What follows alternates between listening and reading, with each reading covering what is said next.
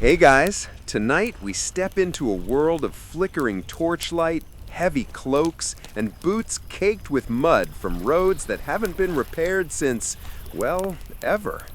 You're about to walk a medieval roadway just as the sun begins to sink beyond a line of crooked oaks. And yes, you probably won't survive this era without acquiring at least one weird rash and maybe a tooth infection, but let's not worry about that part right now. We're here for comfort, for slow history, the kind that helps you drift off, not bolt upright wondering why everyone smells faintly like sheep tallow. This is a gentle walk toward a medieval tavern, your haven for the night, a place filled with warm bread, weak ale, and stories you'll forget by morning because you'll be fast asleep. So before you get comfortable, take a moment to like the video and subscribe, but only if you genuinely enjoy what I do here. And while you're settling in, tell me in the comments where you're listening from and what time it is for you right now. It's always fun to see night owls, early birds, and people who clearly should have gone to bed 4 hours ago. Now dim the lights, maybe turn on a fan for that soft background hum, and let's ease into tonight's journey together. You trudge along a rutted medieval road, each step sending a small puff of dust into the cooling air. A pair of ravens flap overhead, their shadows stretching long and thin across the ground.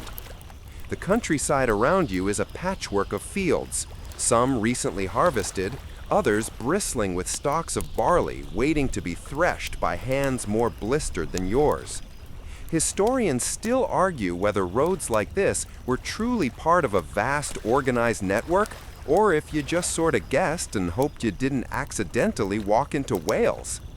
Either way, tonight you're seeking one thing that everyone in the medieval world craved: shelter.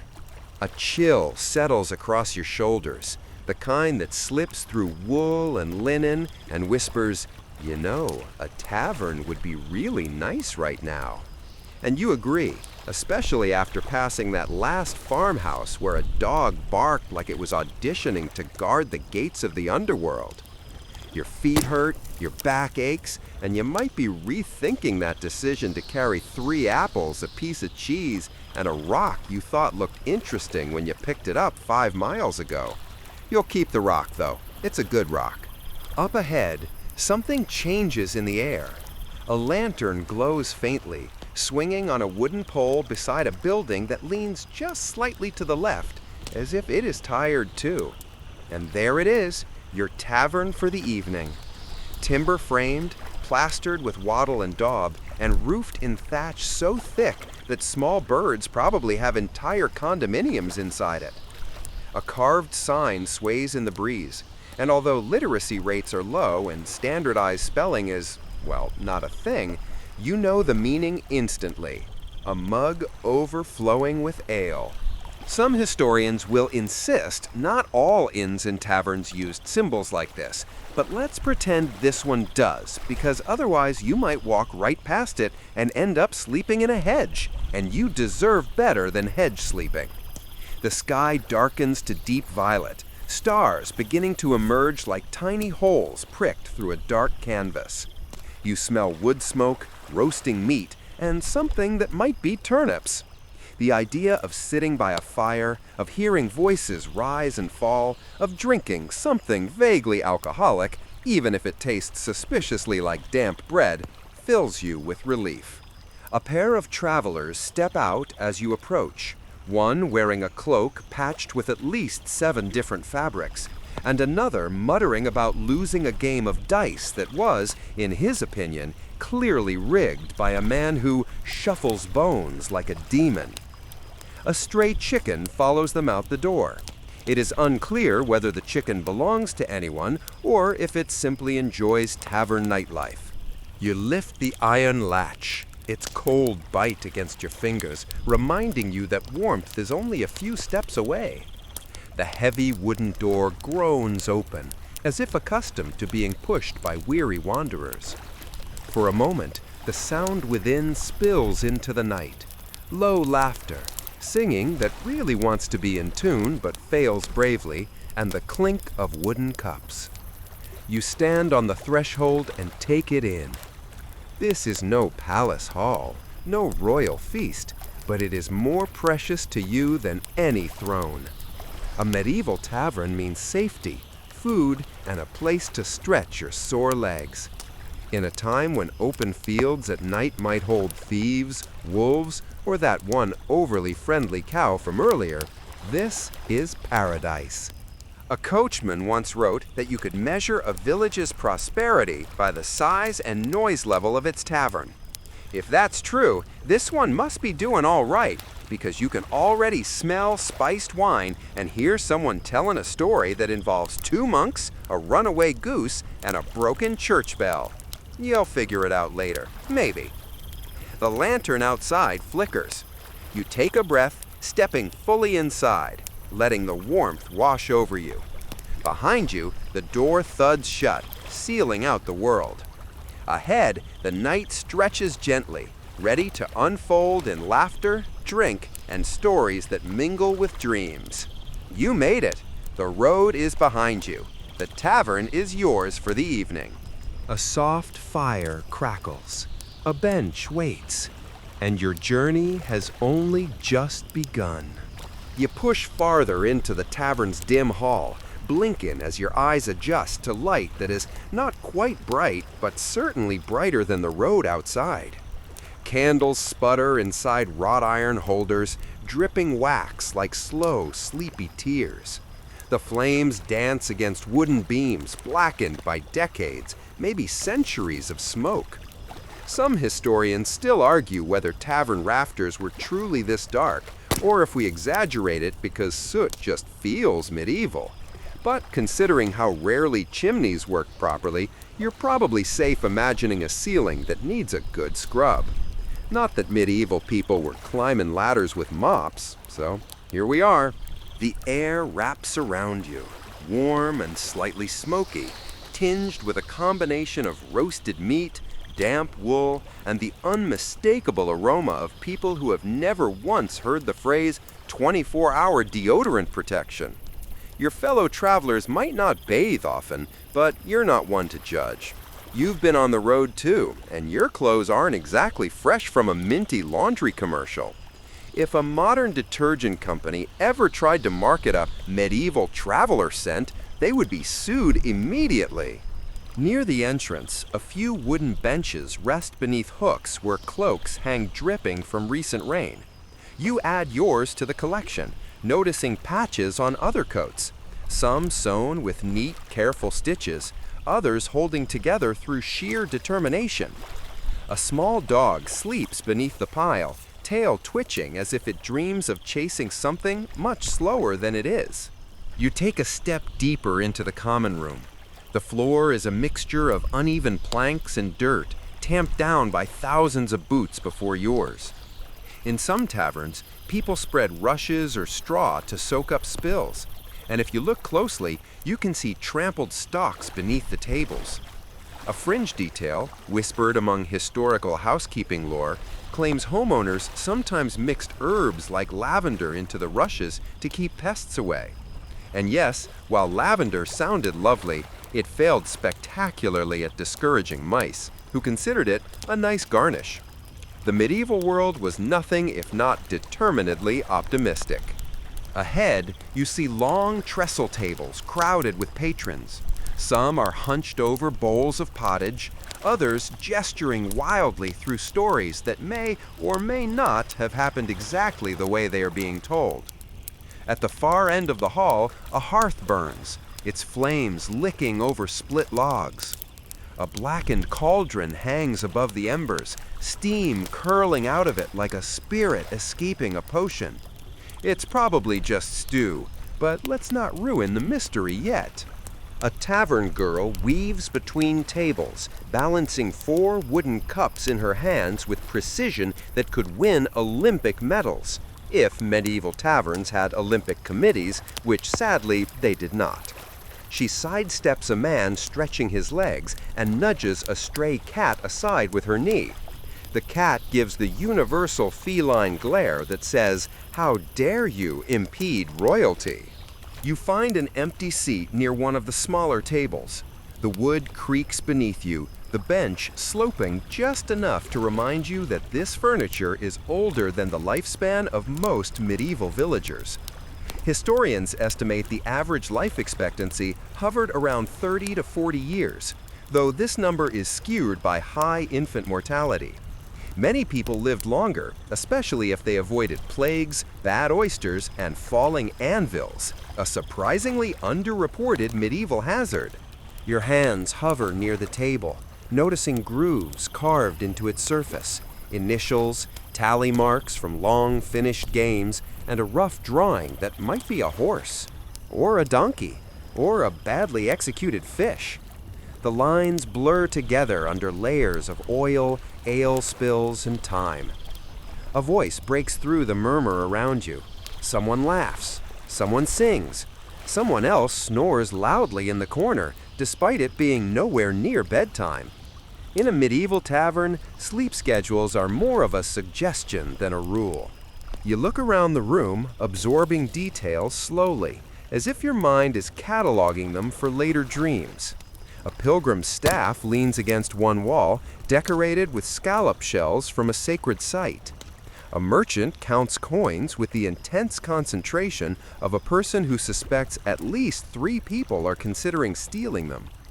A group of laborers talk about their day, their voices carrying the heavy satisfaction of work completed.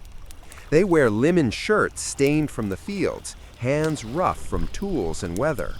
One tells a joke about a miller, a blacksmith, and a runaway goat, but the punchline gets lost beneath another wave of laughter. You notice the ceiling is low enough that a tall person might bump their head on a beam. In fact, as you watch, someone does, lightly, and pretends they meant to do it. They give the beam a stern look, as though disciplining it for daring to exist. The fire pops, sending a shower of sparks upward. Shadows flicker across faces, stretching and shrinking as though alive. You listen to the tavern breathing. Yes, breathing. Every room with this many people takes on a life of its own. The heat, the voices, the smell and sound and movement blend into a single living pulse. A medieval tavern is not a quiet place, but it is a comforting one, a reminder that even in a world before electricity, people gathered, shared stories, and warmed themselves together. That urge, that need for connection, has never changed. The serving girl stops at your table. "Ale?" she asks, already setting down a cup, because saying no would be the strangest choice you could make here. You nod, and she moves on. You wrap your hands around the wooden mug, the rim worn smooth from years of use. The warmth seeps into your palms. You take a slow breath and feel your shoulders ease. Somewhere in the back of your mind, you know water is not the safest drink in most villages. Ale is brewed and boiled, making it less risky. Even children drink weak ale as part of daily life. A fun, quirky fact? Some monasteries produced ale so rich and caloric that during fasting seasons, monks basically survived on what was essentially medieval protein shakes. Historians still argue whether this was a clever loophole or just a coincidence, but either way, cheers to medieval innovation. Conversation swirls around you like smoke. You catch fragments, news of a distant market fair, a bishop rumored to travel through the region, crops that might not survive the coming winter. You shift on the bench, getting comfortable as the fire warms your face. You realize something simple and true. You belong here. Yes, you, tired traveler, carrying your rock of unknown significance and the dust of the road on your boots. This tavern is a pause, a soft landing, a place where the world stops spinning quite so fast. You take a sip of ale. It tastes sour, earthy, and strangely comforting. You swallow, and the warmth travels down your chest like a small candle being lit inside you. The night stretches ahead, full of stories and food and unexpected companions. And next, you'll wander toward the kitchen, where the real magic begins.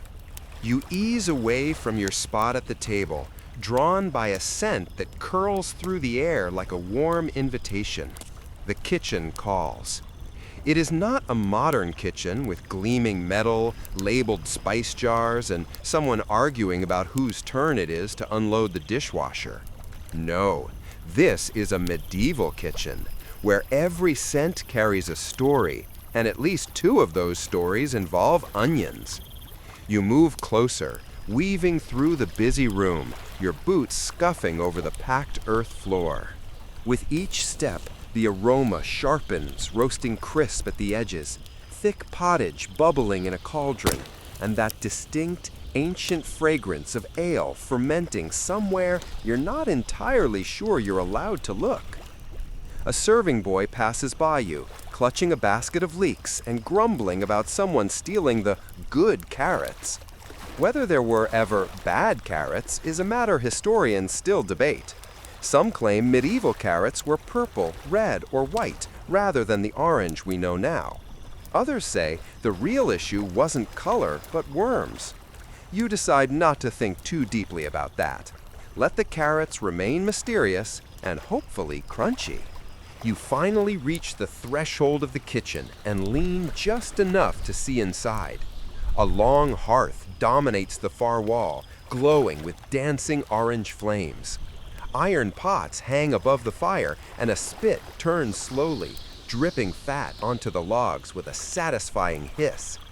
A woman with sleeves rolled up to her elbows sprinkles herbs over a piece of meat large enough to feed several starving knights and perhaps one bored squire.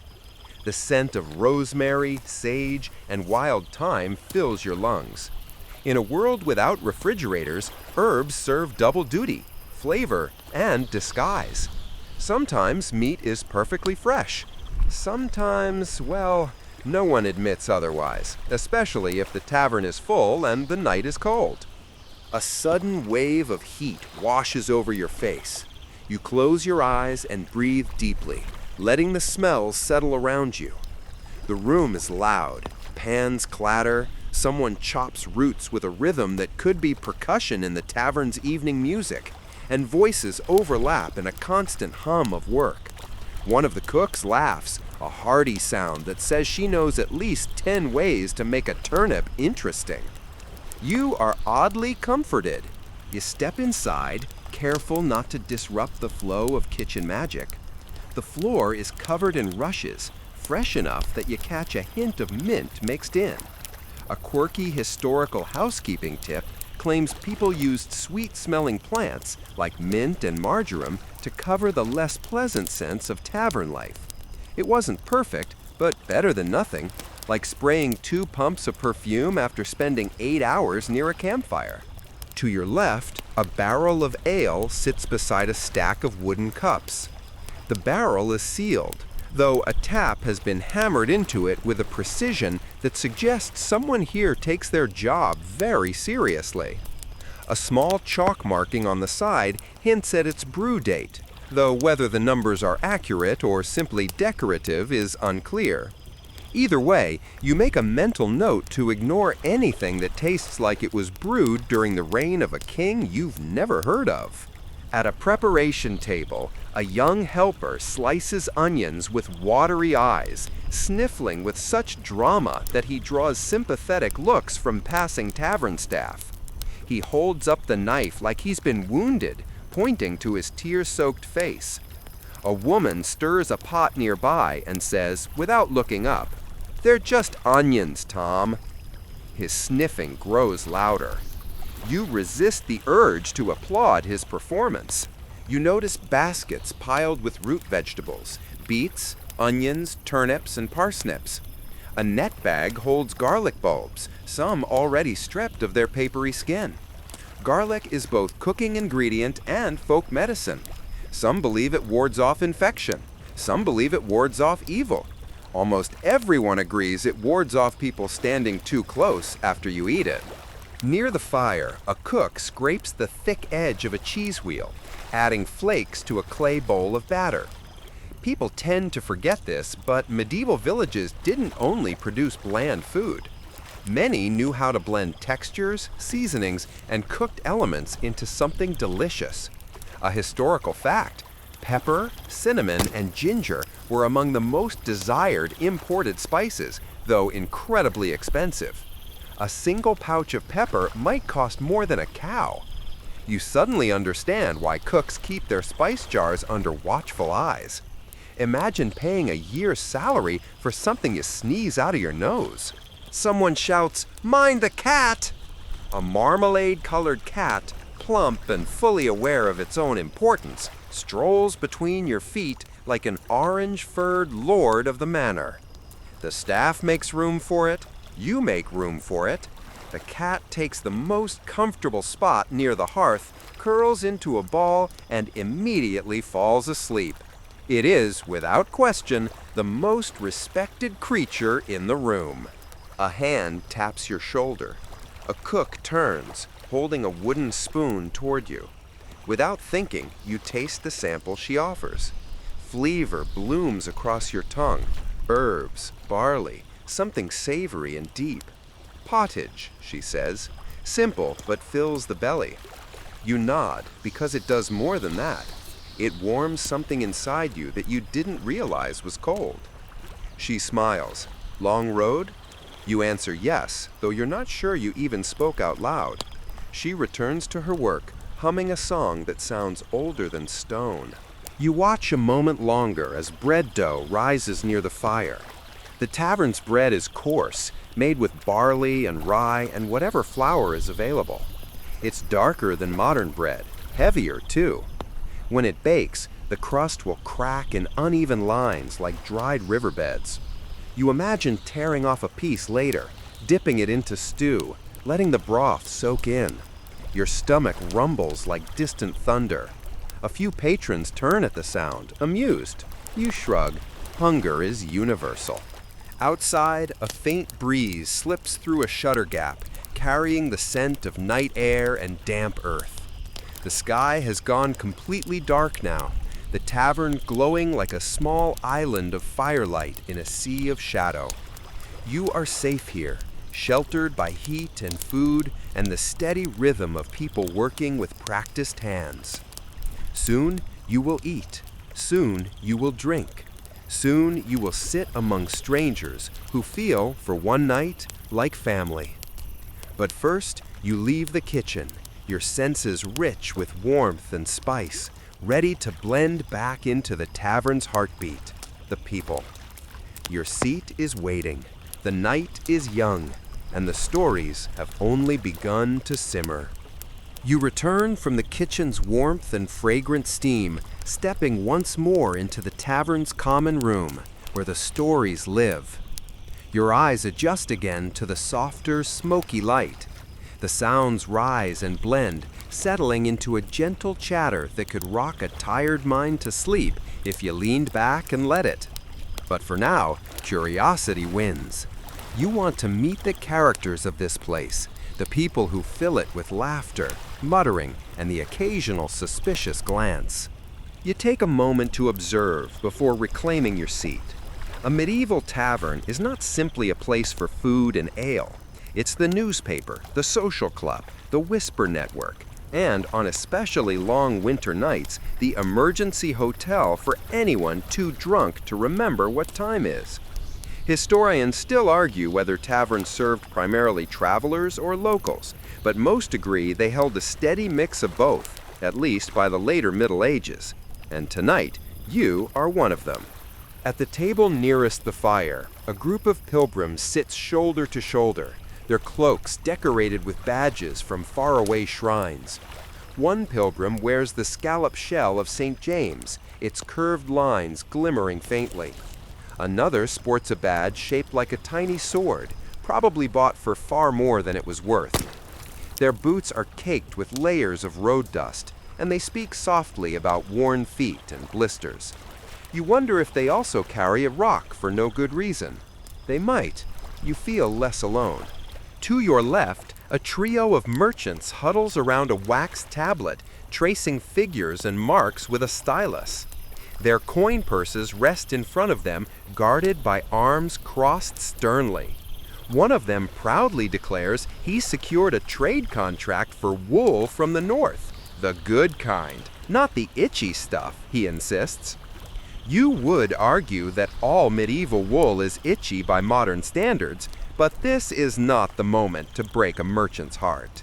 Across the room, a fisherman sits with a 1,000-yard stare of a man who has spent his entire life thinking deeply about long stretches of water.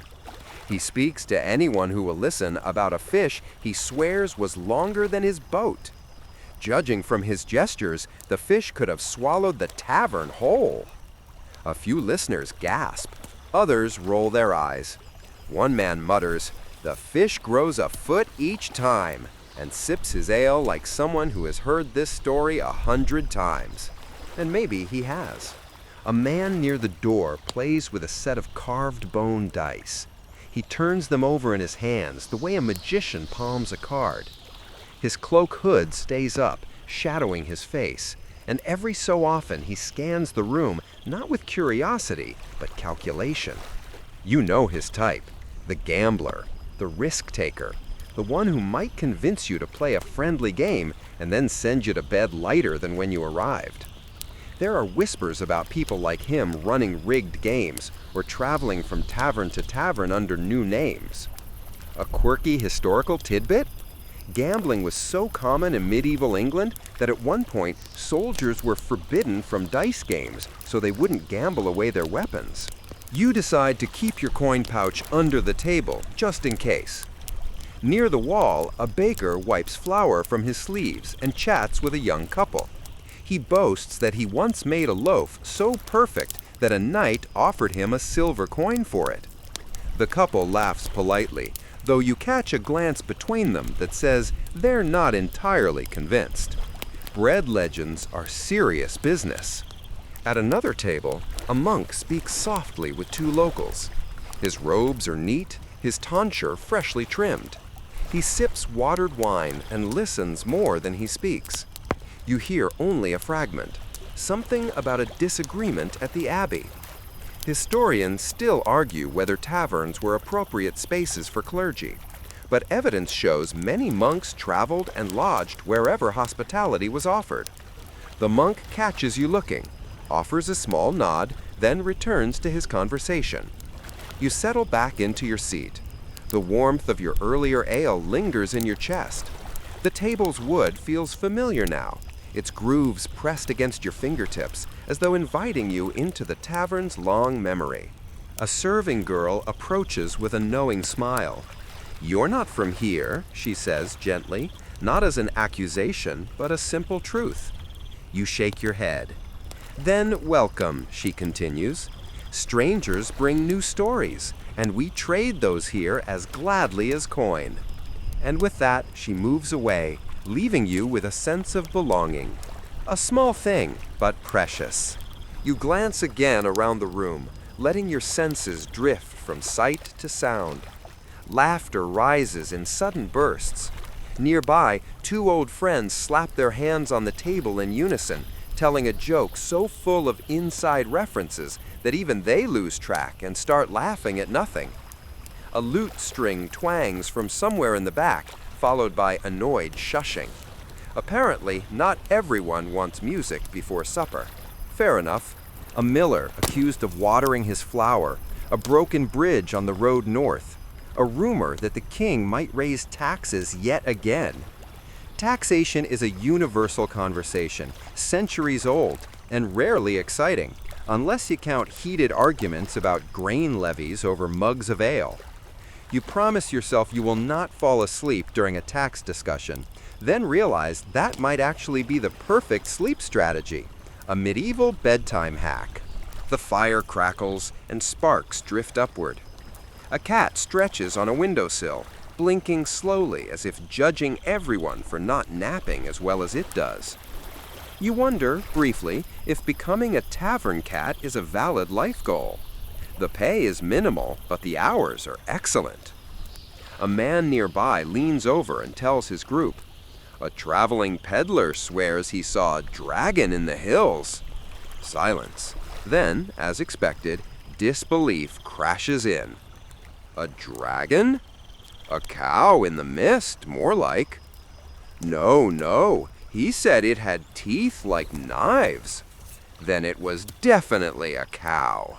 Historians still argue whether medieval people truly believed in dragons or simply enjoyed telling stories so wild that no one cared if they were true. You prefer that version, the storytelling one. It feels cozy, human, eternal. You shift, feeling your body settle into a slower rhythm. These people, these strangers, begin to feel familiar, like characters in a book you've read before but can't remember how it ends. A pilgrim catches your eye. He raises his mug slightly in greeting. You return the gesture. No words exchanged, yet an entire conversation passes between you. Long road, shared roof, may the night be kind. The tavern exhales around you, a shared breath, thick with warmth and weariness. Soon you will order food. Soon you will drink again. Soon you might even join a conversation about a dragon cow with knife teeth. For now, you sit still, watching the room move like a tide. Voices rising, laughter cresting, comfort settling. And next, your first drink of the evening will finally find your hands again. At first light, long before traders called out their prices in the busy streets, pottery was already at work. The day began in silence. A clay jar kept cool through the night, its curved walls holding water drawn from the well at dusk the evening before. Beside it sat a bowl smoothed by years of touching hands, waiting to be filled with barley, dates, or lentils, the first food of the morning. In houses made from sun-dried mud brick, where rooms were shaded and narrow doorways let in only slivers of dawn, pottery lived in every corner. A mother woke before the children, stepping softly across packed earthen floors. She knelt beside a tall storage vessel, removed its clay stopper, and scooped grain with a smaller cup made by the same potter several seasons earlier. These vessels were not silent objects. They were companions in the rhythm of survival. In another home, an elderly man, too weak to travel far, leaned against a wall warmed by the first breath of sunlight. A clay cup, smooth from the touch of his fingers, held herbal drink steeped in a pot set over last night's embers. The vessel carried not only liquid, but comfort, easing joints that ached with the passing of many harvests. Children learned the shapes of pottery early in life. Before letters, before the long wedge-shaped marks of cuneiform, they learned the language of jars and bowls. A wide bowl meant kneading. A narrow jar meant oil. A small-lipped jug meant precious liquids, perhaps honey, perhaps fragrant sesame. They practiced carrying clay cups without dropping them, and their laughter echoed through the open courtyard when water sloshed over the rim. In the marketplace, where voices rose like flocks of birds, pottery was currency as much as the silver rings measured on a scale. Potters sat behind rows of newly fired vessels arranged on mats. Buyers tapped rims with their fingernails, listening for the voice of a well-formed pot. A good vessel answered with a clear sound, like a low bell. A cracked one remained dull and quiet. A woman who made bread for sale inspected jars to store her precious flour. A fisherman ran his hands along a stout amphora meant for salted carp that would travel south toward the great river cities. A traveling merchant from a distant settlement considered a painted pot, admiring the careful, repeating lines. He imagined it placed on a shelf in a house far from here, where people might speak another tongue but would still know the meaning of beauty. Some pottery never left the hearth. A squat cooking pot sat over fire each day, its surface darkened by smoke. Oil crackled, onions softened, lentils thickened into stew. The pot absorbed every scent, becoming a keeper of memories. When its surface finally grew thin and cracked, it was not thrown aside with disrespect. It might be used one final time to warm water for washing. Then it was broken with gentle strength, and the pieces were placed in a corner of the yard to be covered by wind and dust until they became earth again. Near the riverbanks, pottery traveled by boat. Fishermen kept small jars of pitch for sealing nets. Traders stored grain in large, heavy containers sealed with clay cones pressed with seals. These marks told a story: whose crop, which field, which family. A pot did not need words to be understood. Its very form was language. On long journeys, traveling by wagon or donkey caravan, pottery turned into trusted storage. Water for crossing dry stretches, dried figs for strength, balsam oil to soothe tired feet. When night fires burned low, travelers placed their clay cups beside them and fell asleep listening to donkeys' breathing and the quiet lap of the river along its banks. At wedding feasts, pottery stood at the center of celebration. Guests gathered in courtyards beneath hanging woven cloth, where musicians plucked lyres and beat small drums. Clay pitchers poured wine made from dates.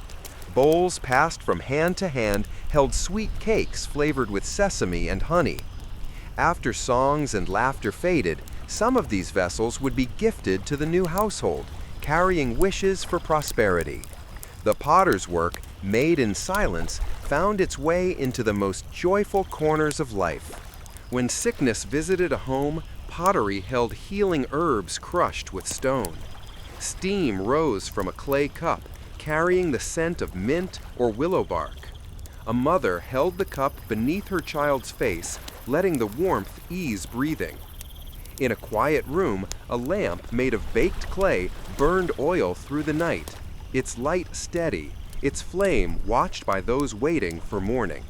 In times of mourning, pottery again took on solemn purpose. Perfumed oils rested in slender, delicate jars, carried to gravesides. Offerings of wheat or dates were placed in simple bowls near a burial mound. These were not decorated pieces, only plain, sturdy forms, humble as the final silence. Sometimes a loved one placed a small cup in the grave, not for use, but as companion, as memory. Pottery connected generations. When a young couple began life together, their parents gifted them storage jars and cooking vessels, each with a story. This one from the year of abundant rain. This from the season your grandfather traveled north to trade wool. The vessels became part of their identity, linking them to a past that stretched beyond memory. And through all seasons, pottery waited at the threshold between harvest and hunger, abundance and need. When granaries filled, the sound of grain raining into clay jars was a song of safety. When levels ran low, families touched the cool walls of nearly empty vessels and measured their hopes. Even in the quietest moments, pottery was never merely object. A cup of water offered to a thirsty visitor, a bowl of stew shared with a stranger. These gestures were not possible without simple, faithful clay. Pottery shaped hospitality. And so, through centuries, long after rulers changed and capitals rose and fell, these vessels stored more than food and drink. They stored life. They stored comfort. They stored the ordinary, sacred rhythm of existence. Many of these pots broke, fragments scattered under new foundations, beneath new homes, beneath streets built upon older streets. Yet the earth remembered, and when future hands uncovered these shards, brushed them clean, and turned them beneath the sun, they found more than pieces of fired clay. They found echoes of mornings and marketplaces, of families and feasts, of rivers and journeys. The memory of daily life slept inside them, patient as the land itself. You stand again near the riverbank, the air warm and rippling with evening insects. The same wind that once cooled the jars in the potter's courtyard now glides across the broad waterway. This river, winding and ancient, is no mere border between fields. It is a road, a carrier of stories, a shifting pathway of silt and memory. And the pottery you've seen, not only bowls and cooking pots, but storage jars and sealed containers, does not stay still for long. Soon, a caravan prepares to depart. Donkeys shift their weight and snort, tails flicking at flies. Their panniers are stacked with clay vessels wrapped in woven padding to keep them safe from sudden jolts. Some amphora-shaped jars hold grain and dates, others thick oil pressed from sesame seeds. A few are sealed tightly with clay stoppers and marked in the soft material by small carved seals, stylized lions, spirals, palm fronds. These impressions are not decoration. They are identification, a promise of ownership, a warning against theft, perhaps even a subtle boast.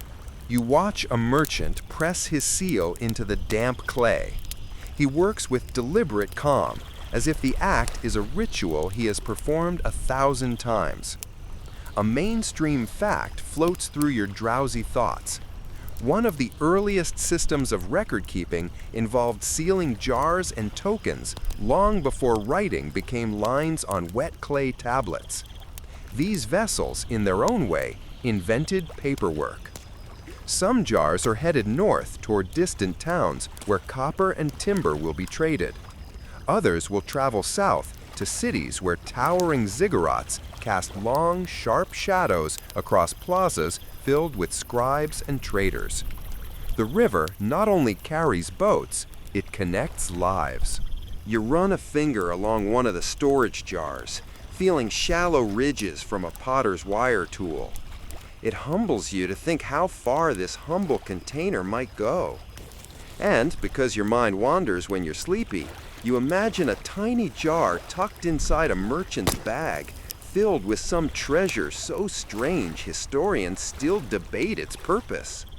They still argue whether certain odd, narrow vessels once held perfumes, medicines, ritual ingredients, or something far less glamorous, like early insect repellent. You try not to imagine ancient mosquito lotion that smells like crushed onions and goat hair, but here we are. The caravan sets off, but the river will carry its own pottery passengers. As the sky leans toward dusk, a boat arrives, broad, reed-built, its hull sealed with pitch. Rows of jars fill its center. Some contain beer, fermented and fizzy, ready for taverns along the water. Yes, by the way, Mesopotamian beer was often stored and served in clay vessels, and yes, it may have been thick enough that straws were not optional but essential. If you ever travel back in time, bring a reusable one. Planet-friendly, time traveler approved. The boatmen call out greetings. They are used to nights spent on water, where stars shimmer like reflection shards. They speak of long currents, of sandbars where hippos may surface. Although whether they exaggerate for dramatic effect, well, historians might have a few opinions. You step aboard in your imagination, and the boat pushes away from shore. The river gurgles against the hull, a low, steady breath, like someone already drifting into sleep. As the boat drifts, pottery becomes a sort of map. You pass a village known for red clay, iron-rich and warm in tone. Another settlement specializes in featherlight cups fired at surprisingly high temperatures. You hear a boatman joke that a pottery vessel can tell you where it was born, just as accents reveal where a person learned to speak. In a way, clay has dialects. Night settles. A small oil lamp, itself a piece of pottery, flickers on deck. Shadows dance across the curved shoulders of jars. You notice how the clay glows softly in firelight, like skin warmed by the sun earlier that morning.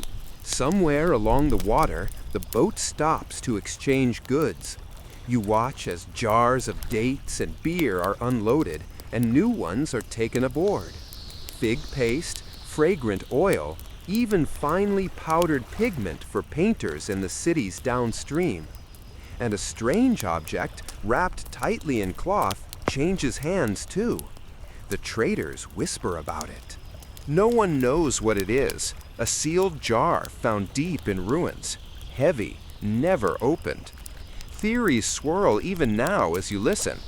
Historians still argue whether sealed vessels discovered in ancient storerooms contain medicine, poison, incense, or perhaps something meant never to be opened at all. You try not to picture a clay jar labeled "Do not open" seriously, but once again, your sleepy brain betrays you. Near midnight, the river widens. A city rises ahead, lanterns glowing like fireflies trapped in jars. The smell of baked bread and market spice drifts over the water. Here, pottery waits at the docks, stacked like patient guardians. Some of these vessels will travel inland. Some will be shattered and repurposed as drainage. Some, many in fact, will outlast every building in this place. Because clay remembers. The boat ties to a wooden post. A donkey cart waits. The jars are lifted down one by one, and the merchants speak in low voices about prices, journeys, weather, theft, and good fortune. Someone jokes about losing a jar on the last trip because a donkey sat on it. You pretend to believe him because humor is sacred, even when historically suspicious. When the unloading is done, pottery once again becomes invisible, blending into its new home like breath into the air. You walk the riverbank, eyelids heavy, steps slow. All around you, in homes, kitchens, storerooms, temples, and boats, clay vessels hold what people need to live: grain, water, oil, beer, memory. The river moves on, and so do you, softened by the rhythm of a world shaped by hands and fire, surrounded by objects that began as nothing more than mud and patience. Sleep tugs at the edges of your thoughts. The jars stand watch, and though you may not know it yet, your journey with them is far from over. The night river fades from your thoughts as you follow the scent of something warm, something softly bubbling, something seasoned with patience rather than urgency. Your steps lead you away from docks and merchants, past donkeys half asleep beside bales of reeds, until you reach the glow of a hearth. A family prepares a meal, and like everything else in this world, pottery sits at the center of it. A clay cooking pot rests on a low stand above glowing embers. Its round body is blackened from years of fire, its surface etched with thin white lines where smoke and time decided to leave signatures. Someone stirs the stew with a wooden spoon. Lentils, onions, garlic, and a drizzle of oil simmer inside, releasing a scent thick enough to soften even the hardest day. You settle near the warmth. Your eyes drift to the walls where other vessels wait. Tall jars of barley, small jars of honey, bowls stacked like inverted moons. It's strange how quickly clay becomes invisible, how everyday life wears away the edges of awareness. But without these vessels, there would be no stored grain, no dried dates, no drinkable water when the river ran brown after storms. A small, mainstream historical fact slips in like a quiet guest at the door. Some of the earliest recipes ever discovered were found on clay tablets from Mesopotamia, listing ingredients for stews cooked in vessels not unlike the one before you now. So yes, people have been arguing over seasoning ratios for thousands of years. Time is a flat frying pan. Near the hearth, a younger sibling shapes dough. It is simple: flour, water, a pinch of salt. They press the dough against the side of a clay oven heated from within, and within moments, flatbread begins to puff. You hear a soft laugh when one piece expands so quickly it falls off before cooking through. Ancient baking blooper.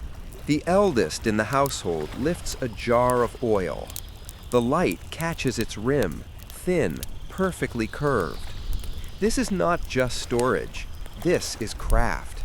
Someone made this jar, turned it on a wheel, and polished it until it reflected firelight like a quiet star.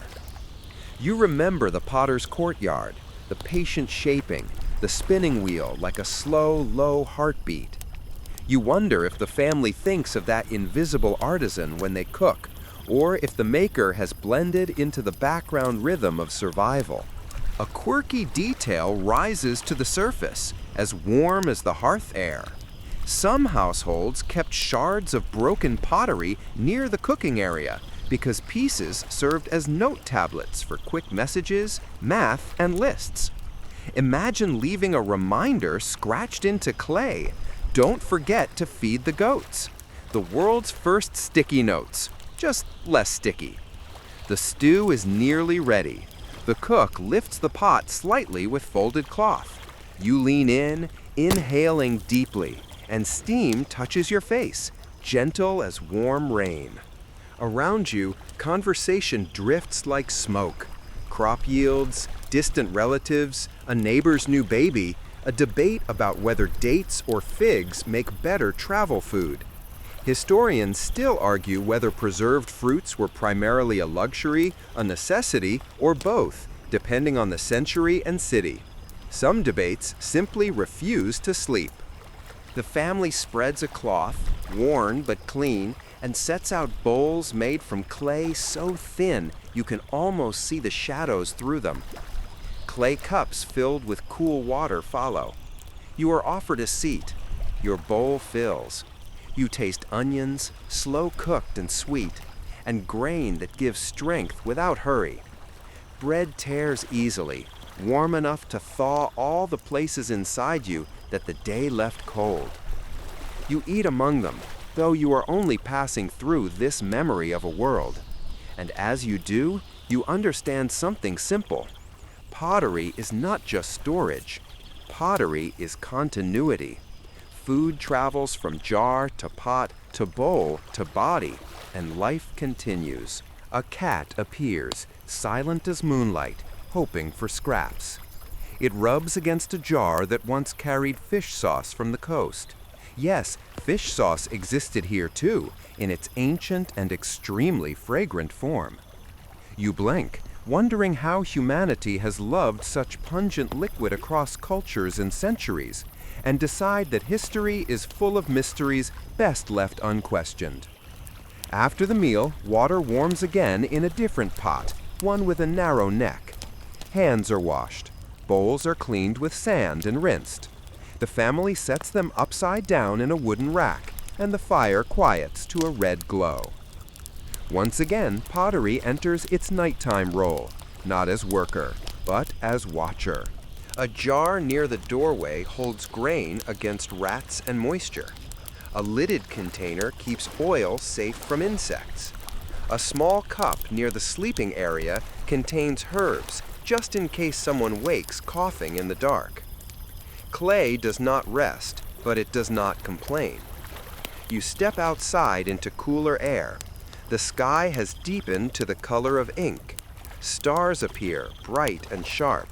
Somewhere, another household cooks their own stew. Somewhere, a pot cracks from age, and another is being shaped on a wheel.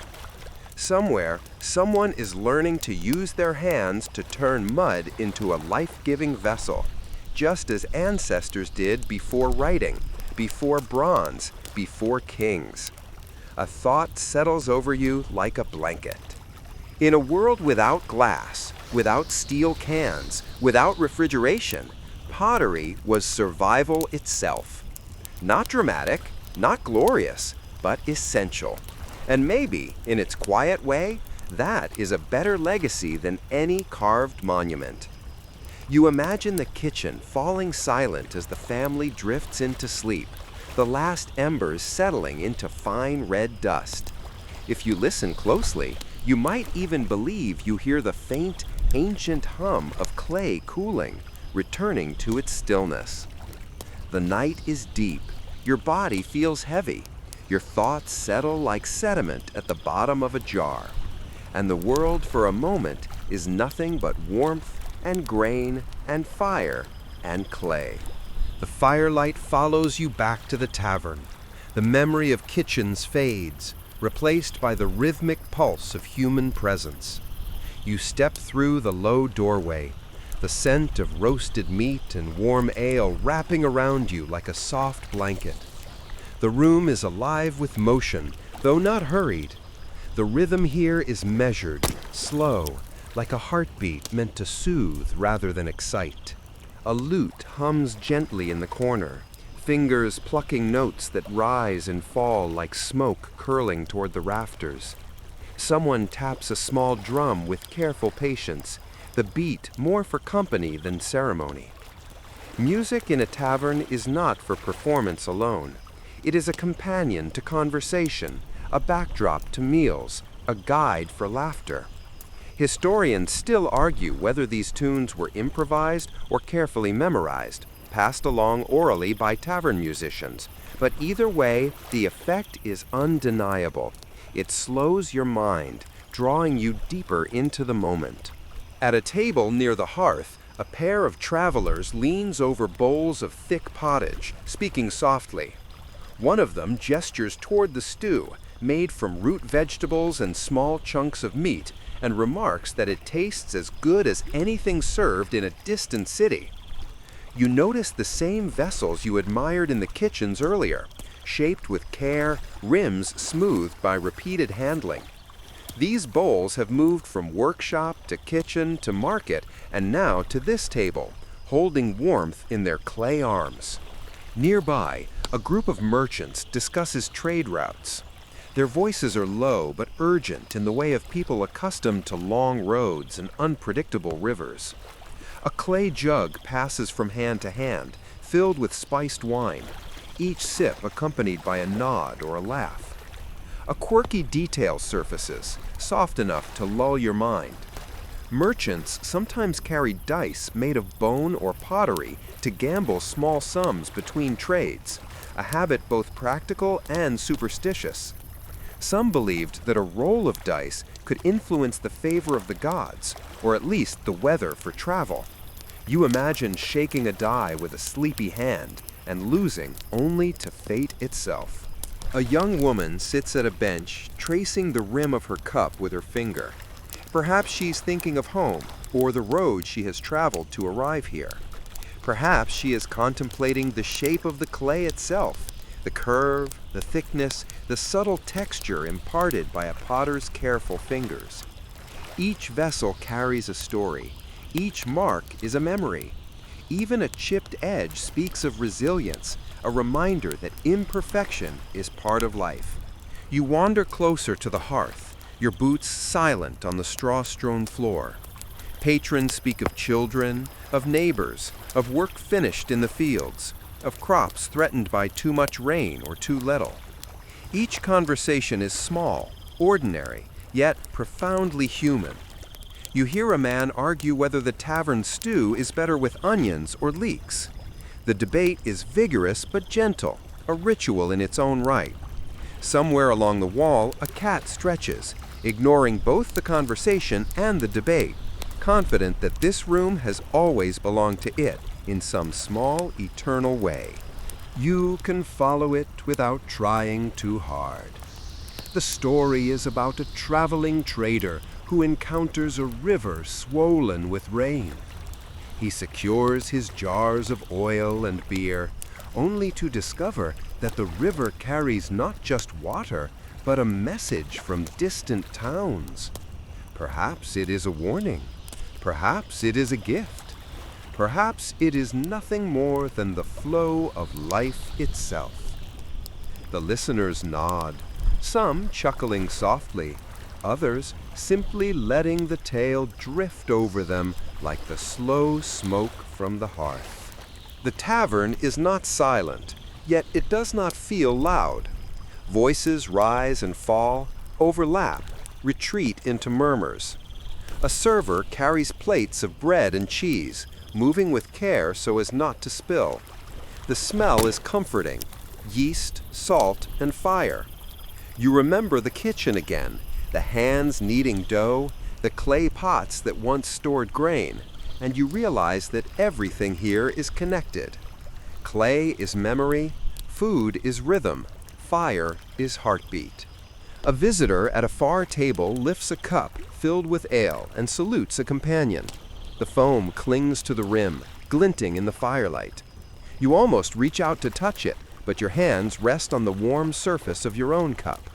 You take a slow sip, noticing the earthy taste, the faint tang of fermentation, the subtle warmth spreading down your throat. Even this simple act feels like a ritual, a pause in the flow of time.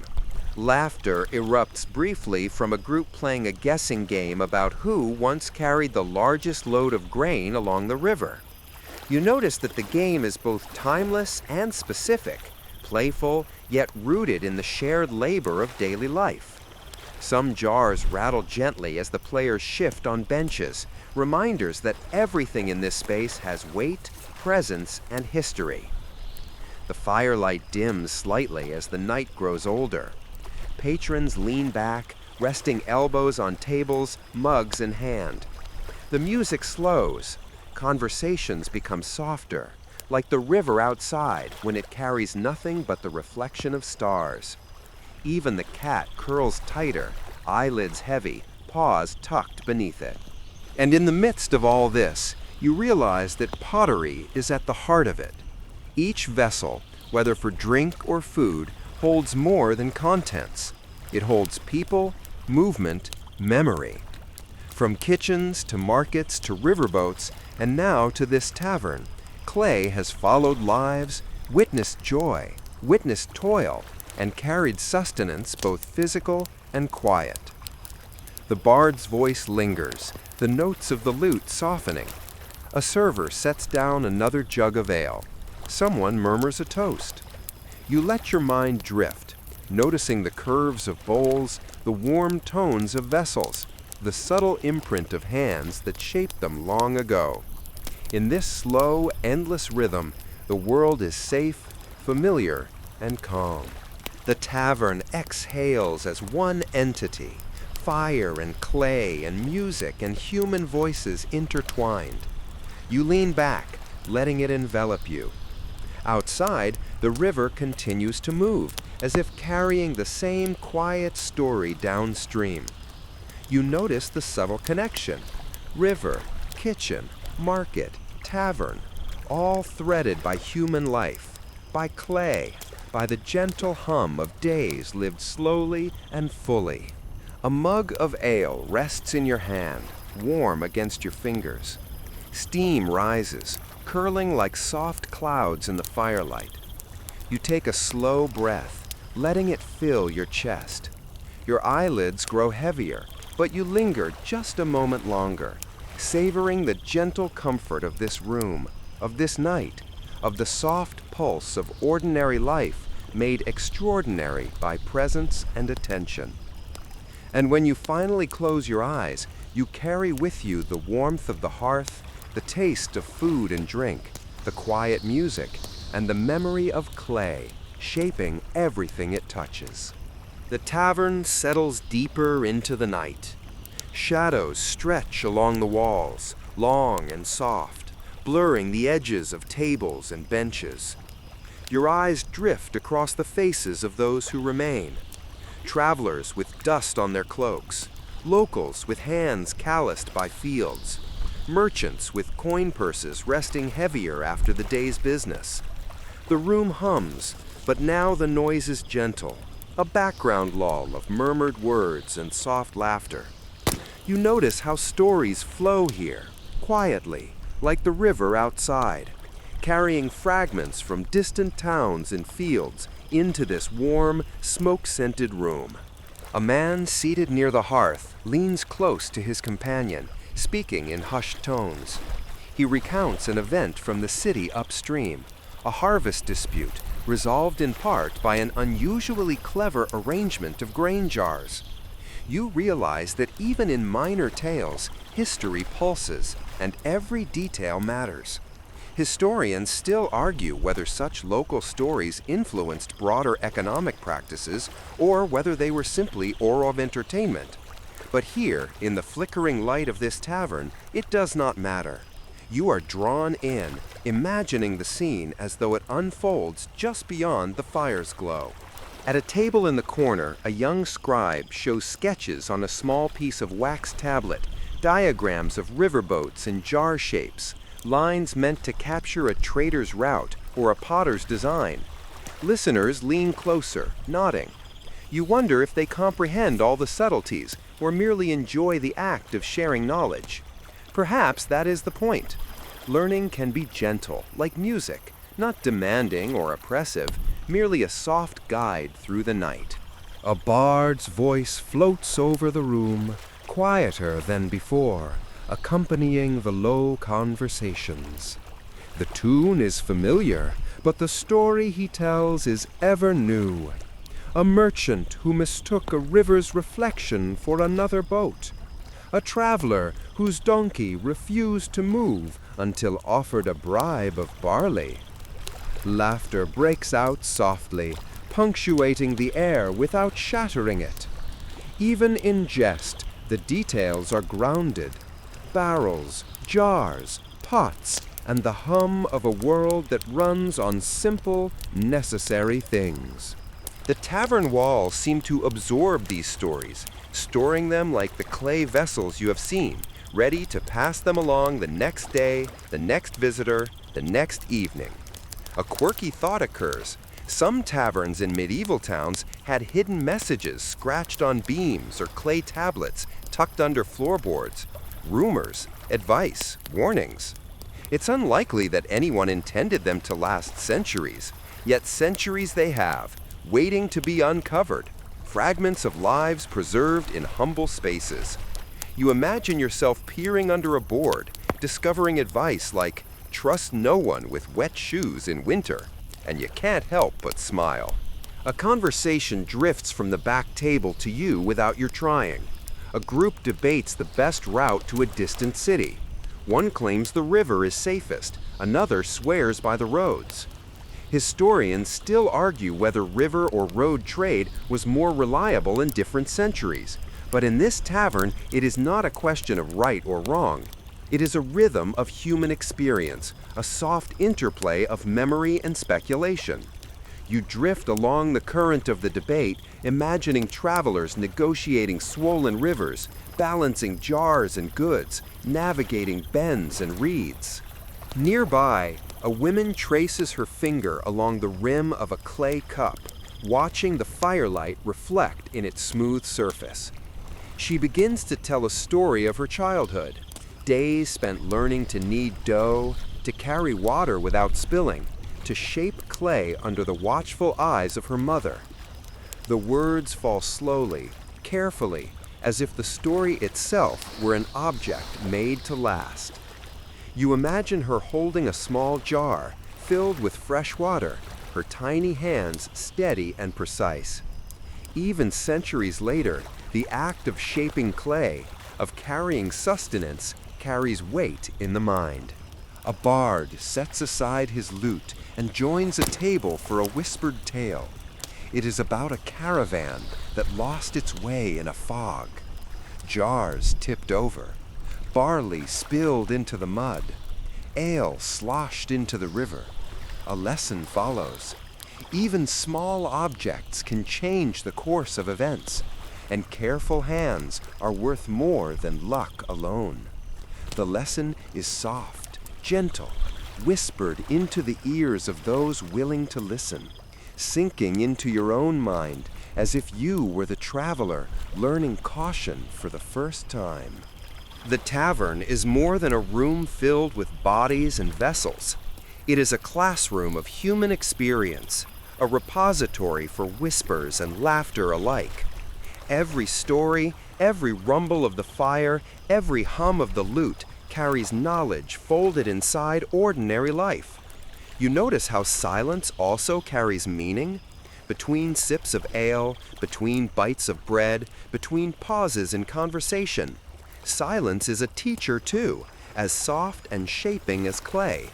Outside, the wind lifts off the river and rustles the thatch of the roof. You imagine the river itself listening, carrying fragments of tavern stories downstream, scattering whispers into fields, into other towns, into distant homes. You almost hear it repeat advice, recount small mistakes, retell jokes, and carry memories across the lands. You think of jars carrying water, grain, oil, beer, all in their quiet, essential service. Stories, like clay, endure. They travel, they adapt, they survive. A man at the table nearby raises his mug for a final toast before leaving. To safe roads, full jars, and quiet nights, he says. The words are simple, they are ordinary. But here, in this tavern, at this hour, they carry gravity. You nod silently, letting the toast settle in your chest. You feel the warmth of the room, the soft glow of fire, the faint, steady pulse of human rhythm. The bard resumes his lute, gentler now, letting the sound fade slowly like the last light of evening. Patrons speak less, murmuring softly. A server moves silently with empty plates, clearing what remains of the day's activity, preparing for the night's lull. Clay mugs, bowls, and jars rest quietly on shelves and tables, holding nothing, yet everything. The essence of hospitality, the echo of meals shared, the residue of laughter and quiet advice. And you, settled in the corner of the room, notice how each story, each whispered rumor, each joke, each ordinary detail flows together. They are the lifeblood of this space, the memory of all those who came before, and a gentle promise for those who will come after. The tavern breathes softly around you, a living archive of life in small moments, full of slow rhythm and quiet wisdom. You lean back, your eyelids heavy, and let yourself drift with it, carried by stories, music, and the warmth of clay, fire, and human company. The night stretches long. The river outside continues, and somewhere, jars and vessels continue to hold water, grain, and memory. You feel the gentle pulse of this world, slow, steady, and calming, readying you for sleep without effort or hurry. The tavern grows quiet. Footsteps slow. Voices soften. Even the fire seems to sigh, sending only the faintest flickers along the walls. You lean back, letting the warmth of the room settle around you, and notice that the world outside has changed. Nightfall drapes itself gently over the town, shadows stretching over rooftops and narrow streets, and the river carries the last glimmer of reflected firelight downstream. In homes along the winding lanes, clay vessels perform their nightly duties with quiet fidelity. A water jar sits cool and patient by the doorway, its round body catching the moonlight and scattering it in soft patterns across the floor. Grain rests inside a storage pot, humming with the memory of the day's handling, while small cups filled with leftover ale or juice wait beside sleeping children. These vessels, silent and uncomplaining, cradle both nourishment and continuity. They have moved from the potter's hands to the kitchen, to the market, to the tavern, and now they rest with the people they serve, always present, always steady. You walk past a house where a lamp, a small clay creation, burns low on a windowsill. Its light casts shadows that dance slowly, like ghosts of the day that will not disturb the night. A mother adjusts the lamp carefully, ensuring its flame is steady before settling back into a stool beside her children. She murmurs a soft word, perhaps a blessing or a reminder, and the children nestle closer to her warmth. You notice how the presence of a simple clay lamp seems to anchor the room, its light both literal and symbolic, a slow pulse in the rhythm of domestic life. In another home, a traveling merchant sets his small collection of amphorae in a corner. The jugs are sealed with clay stoppers, marked with personal seals, each telling a story of distance and commerce. Perhaps one holds honey, another oil, another a precious spice. You imagine the journeys they have taken, Boats on the river, wagons over dust and gravel roads, hands of strangers tracing the smooth curves. Historians still argue whether traders preferred river or road for fragile pottery. But here, at rest, the vessels make no distinction. They simply await tomorrow's movement, patient as the earth itself. Outside, the town settles. A cat moves silently between houses, brushing against cool pottery left near doorways. A soft breeze lifts the thatch of rooftops and rustles the leaves of a nearby garden. Somewhere, a dog shifts in its sleep, dreaming of fields and bones. The world feels alive, yet distant, as if viewed through the soft lens of memory rather than the sharp edge of reality. You pause at a small well. A clay bucket rests beside it, darkened with use, still holding a faint scent of water. Its rope lies coiled in careful loops. Even inanimate objects carry traces of human life, reminders of ordinary acts repeated countless times, drawing water, washing hands, preparing meals. A quirky detail drifts into your mind.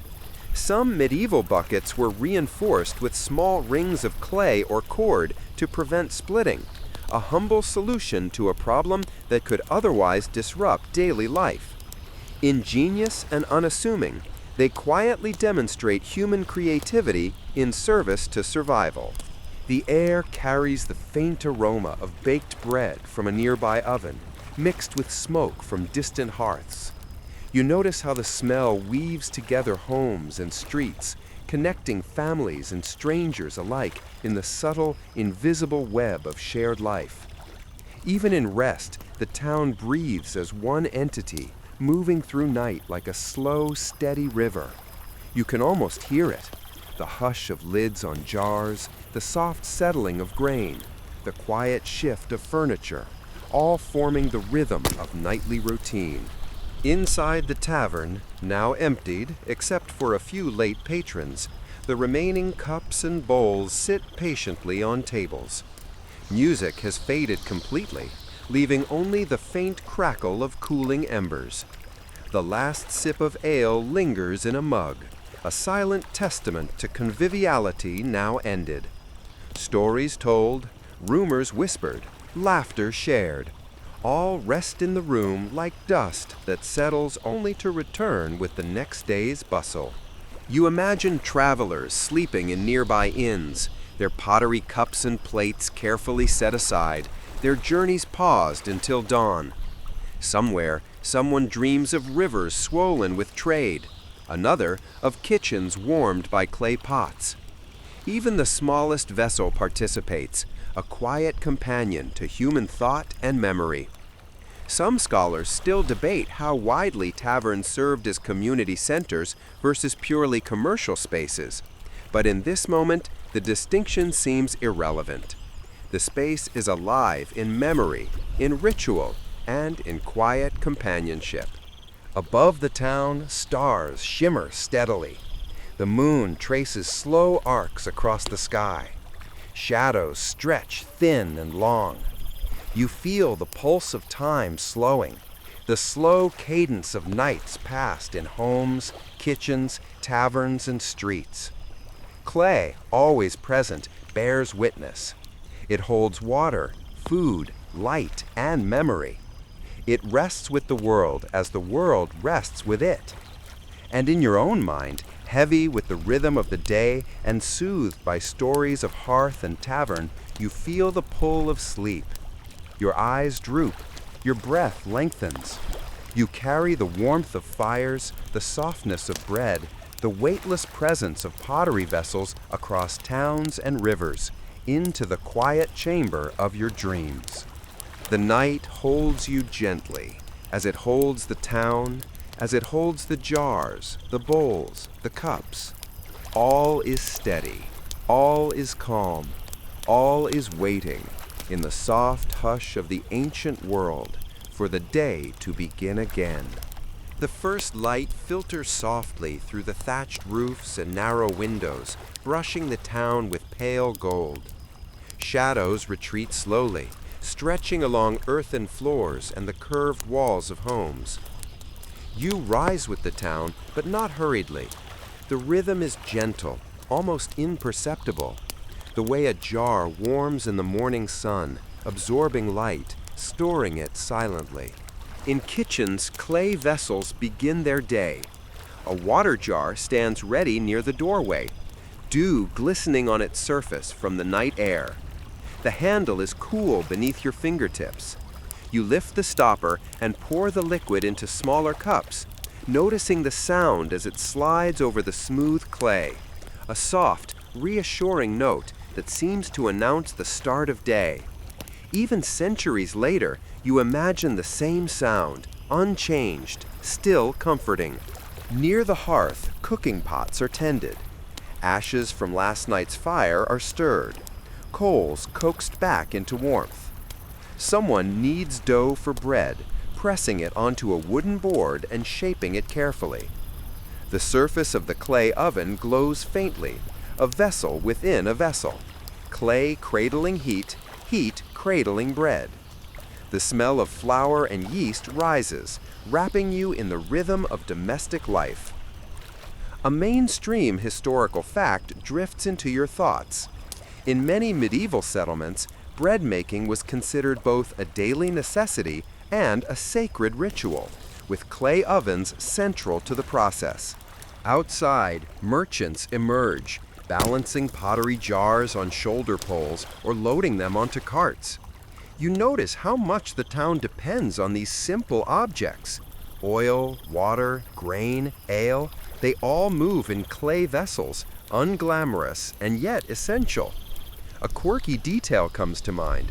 Some jars were designed with small air holes to allow fermentation for beer or cheese, a clever early example of controlled chemistry hidden in plain sight. You smile, imagining a jar quietly puffing as yeast works its ancient magic.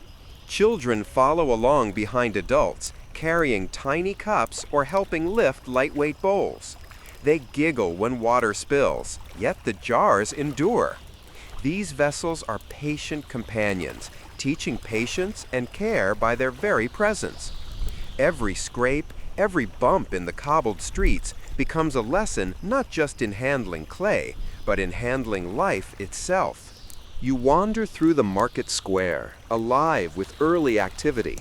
Stalls display pottery for sale, wide-mouthed cooking pots, slender oil jars, deep bowls for stews, shallow plates for grains and fruit. Hands run over the smooth rims, tapping lightly to hear the hollow echo that tells whether a vessel is well fired. Buyers bargain, sellers chuckle. You notice how the same vessels travel from workshop to home to market to tavern and back again, each journey adding a layer of history, a quiet rhythm of continuity.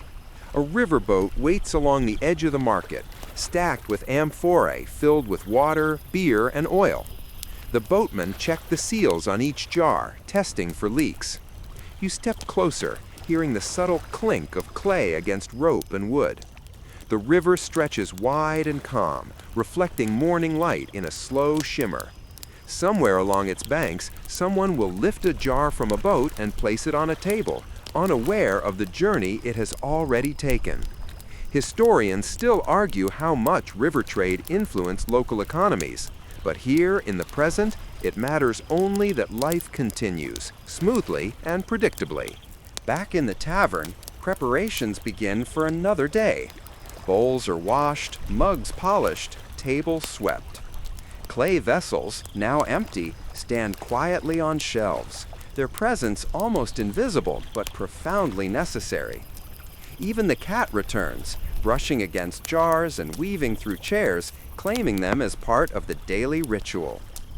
A small group of patrons arrives, carrying bags and bundles, bringing stories from distant towns.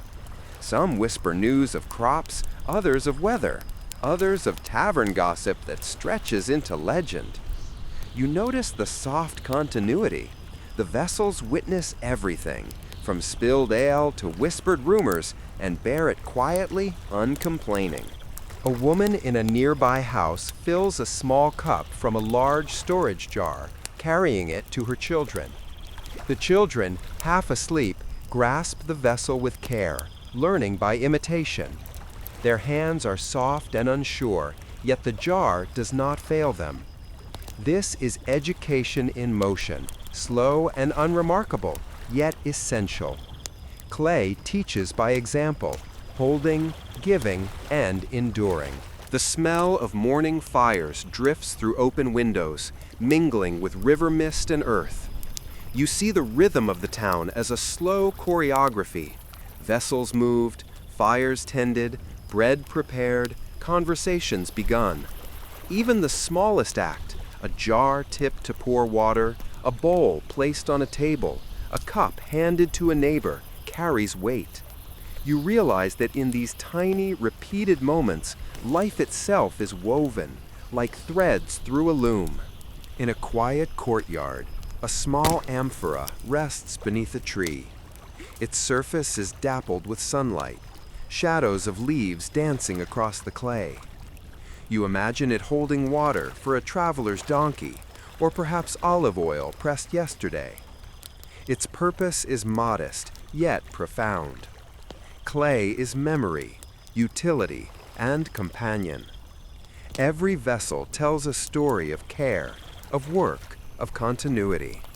You feel the weight of history, not as burden, but as gentle presence, like the touch of a parent or the hum of the river. As morning settles fully, the town awakens completely. Doors open, steps echo softly, merchants shout prices, children run to school or chores, fires burn brighter. And through it all, pottery endures, quietly holding life together. Every jar, every bowl, every cup is a witness, a participant, a patient partner in the rhythm of human existence. You breathe slowly, letting the gentle cadence carry you. Clay, fire, water, and people, all intertwined. And somewhere in the quiet moments, between the hum of hearths and the ripple of the river, you feel the pull of memory and sleep combined, a gentle awareness of continuity and calm. The vessels wait, steady and eternal in their humble service, and so do you. The sun rises higher, casting a golden sheen over the town. Streets, quiet at dawn, now hum softly with life. You follow the subtle pulse of daily rhythm. Merchants balancing jars along uneven stones, children running errands, women carrying small bowls and water-filled vessels between homes. Clay, ever present, hums beneath your fingertips, steady, familiar, almost alive in its quiet utility. You drift toward the market, weaving between stalls. Bowls of dried figs and lentils sit in shallow clay dishes, their muted colors harmonizing with sun-warmed walls.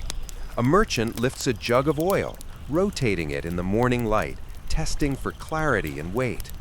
You remember the river journey from earlier, jars bobbing gently, water and ale shifting within them. Here, in the market, they rest, their journeys paused, yet their presence asserts the ongoing heartbeat of trade. Near a corner stall, small amphora, sealed carefully, are sold to travelers embarking downstream. The trader's hands move deftly, examining each vessel before placement. A quirky detail flickers in your mind. Some jars carried small tokens inside, grains or coins, acting as both proof of trade and subtle entertainment for curious children along the route.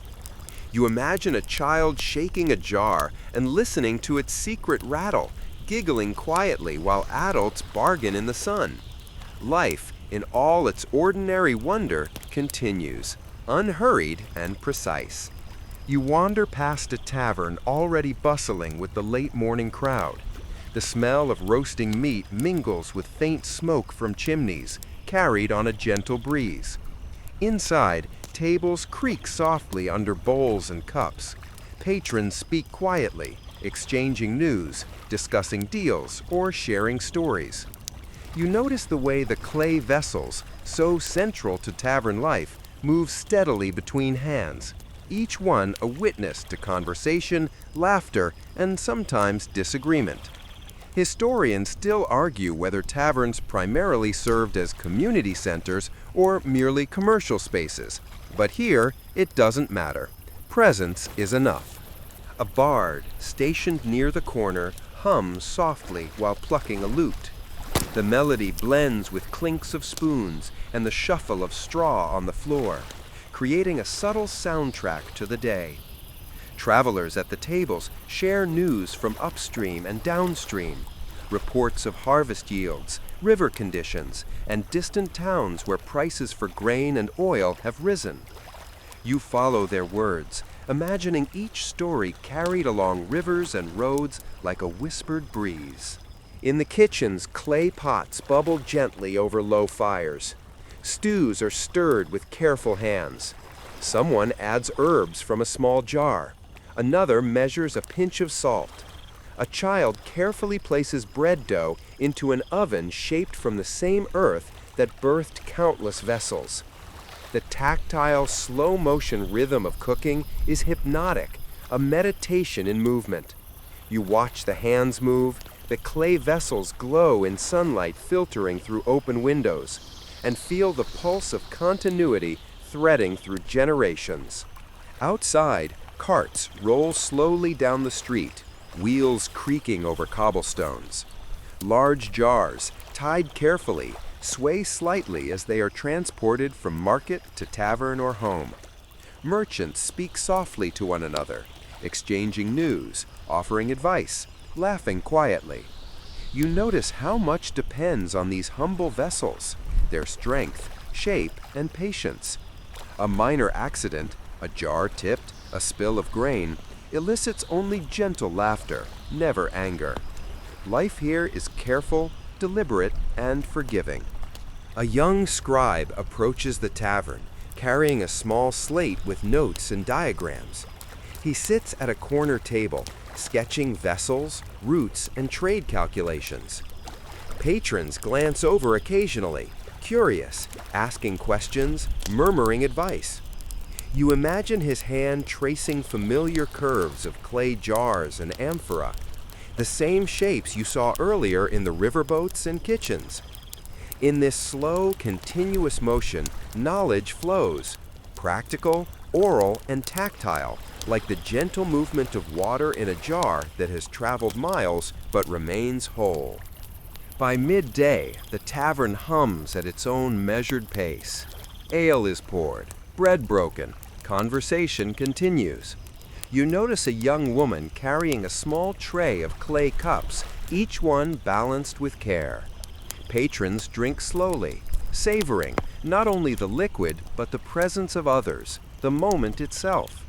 The world outside, sun, river, markets, streets, exists, but it is a soft backdrop to the intimate rhythm inside. Clay vessels move between hands, absorbing history silently, registering the weight of ordinary life.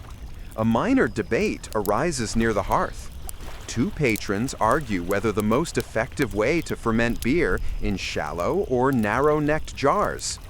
Historians still argue about the varieties of brewing techniques across regions and centuries, but the discussion is gentle, almost playful.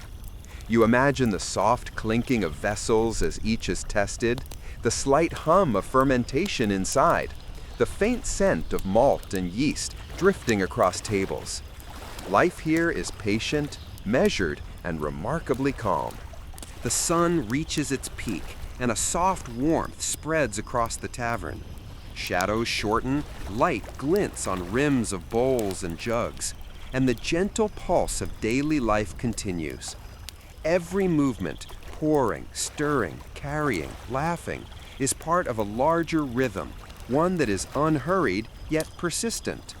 Clay vessels, in their quiet utility, tie together moments and people, carrying food, drink, and memory seamlessly from hand to hand, table to street, hearth to street. As you take a slow breath, the soft energy of the room, The warmth of sun and fire, the quiet movement of clay vessels, all combine into a gentle lull. Midday in the town is neither rushed nor urgent. It is a rhythm, a quiet acknowledgement of routine, presence, and the ordinary miracles of life lived slowly. And as your eyelids grow heavy, you imagine the next phase, the quiet preparation for evening, when vessels and people alike will settle again, carrying the weight of shared experience and stories into the night. The sun begins its slow descent, painting rooftops and walls with amber light. The town breathes differently in this hour. Streets, busy with the midday rhythm, soften into quiet corridors. Merchants pause to wipe brows. Children nap under thatched eaves, and the faint murmur of the river becomes more prominent as people momentarily retreat from active work. You step along the cobbled streets, noticing the subtle changes. A tavern door slightly ajar, the hum of a lute carried on a breeze, the soft clatter of pottery being cleaned and stored.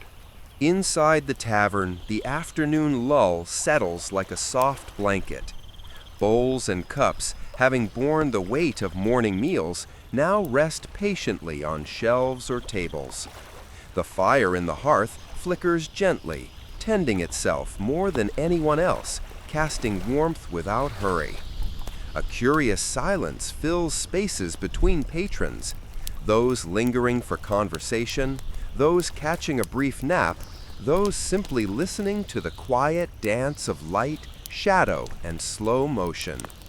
Even the cat curls up atop a stack of barrels, tail tucked neatly, breathing soft and rhythmic, its own presence blending seamlessly into the calm. A young server moves with deliberate care, polishing clay mugs and repositioning jugs for evening use. Each vessel, as ordinary as it seems, is a participant in a gentle ritual. You notice the slight variation in textures, fingerprints from the potter, faint scratches from years of service, the soft unevenness that only handmade clay can offer. These imperfections are comforting. They tell you that history is not perfect, but it endures. Historians still argue whether tavern vessels were purely functional or also symbolic of status and local pride. But in this moment, they are simply companions in rhythm and routine. Nearby, a small group of travelers dozes on benches, their heads resting on folded cloaks. The faint scent of bread and stew lingers from earlier meals, mingling with the smoke from the hearth and the earthy aroma of the clay vessels around them. You notice one man stirring slightly, murmuring words about his journey, perhaps remembering roads traveled or rivers crossed. You can almost see the vessels he carried, jars for oil, amphorae for water, mugs for ale, all quietly supporting his journey, each one a silent witness to effort, fatigue, and persistence. Outside, market carts are slowly dismantled as sellers prepare for departure. Barrels and jars are stacked carefully, some still containing remnants of goods, others empty, ready for their next journey. You think about the long travels of these vessels, from distant towns to river ports, through hands gentle and rough alike, and marvel at their quiet endurance. A quirky detail surfaces. Some merchants use small clay tokens hidden inside jars as a primitive inventory system or secret signature, a clever way to track valuable contents without drawing attention. You imagine a child shaking a jar and hearing the tiny rattle, curiosity piqued, while adults move on in deliberate, measured steps. Back in the tavern, conversation is soft, almost reverent. Patrons share small observations about the weather, the condition of roads, or the successes and failures of trades. Laughter comes slowly, a gentle ripple rather than a rush, and pauses leave room for reflection. You notice that even arguments are mild, restrained, a careful negotiation of ideas rather than a clash. The rhythm here is deliberate and soothing, a subtle encouragement to move with life rather than against it. A cook begins afternoon preparations for the evening meal, stirring thick pottage in a clay pot over a gentle fire. The scent of herbs, onions, and grains drifts lazily through the tavern. Someone measures dried spices from a small jar, their hands moving with precise care, never hurried. You watch the mixture of textures and aromas, recognizing the continuity of practice. The same movements repeated for generations, unchanged except by the subtle refinements of time and taste. Even the fire responds, licking slowly at the sides of the pot, patient, enduring, and unassuming. A bard leans against a corner beam, tuning a small lute. The notes rise softly and fall, accompanying the subtle hum of the room. Travelers and townspeople alike pause to listen, letting the music weave quietly through the space, creating a gentle cohesion between activity and rest. You notice how the vessels seem to reflect the music too. The smooth sides of bowls and jars catch the light, echo the rhythm of the strings, and become part of the understated symphony of the tavern. Somewhere in the far corner, a child traces the rim of a small mug with a fingertip, studying its curves. You notice how learning happens in these quiet moments: observation, repetition, gentle care. Clay is both teacher and companion, guiding through tactile experience, a steady reminder that life is a sequence of small, careful acts strung together. Children in medieval towns often began household chores and trade-related tasks from a young age, learning responsibility and skill by hands-on practice, frequently with vessels as tools. You imagine the child learning the weight of a filled jug, the balance of a bowl, the importance of careful placement, a slow, patient curriculum of daily life. As the afternoon stretches, the tavern seems to exhale, a gentle release of accumulated energy. Patrons shift, rising slowly to stretch limbs, to move outside, or to prepare for the upcoming evening. Clay vessels, now resting, have absorbed the rhythm of the day, holding warmth, history, and memory within their forms.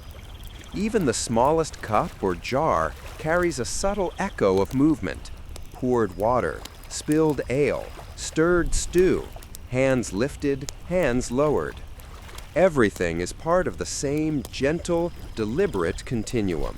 And as you lean back in the quiet of this moment, eyes half closed, you feel the weight and presence of the town in all its subtle detail. Clay, fire, water, and human motion intertwine seamlessly. Time passes softly, like the river outside, carrying both stories and objects onward, preparing for another cycle of life, work, and conversation. You breathe slowly, letting the rhythm of afternoon lull envelop you, readying your mind for the warmth and gentle chaos of evening in the tavern. The sun leans low, casting elongated shadows across cobbled streets. The town exhales, preparing for evening.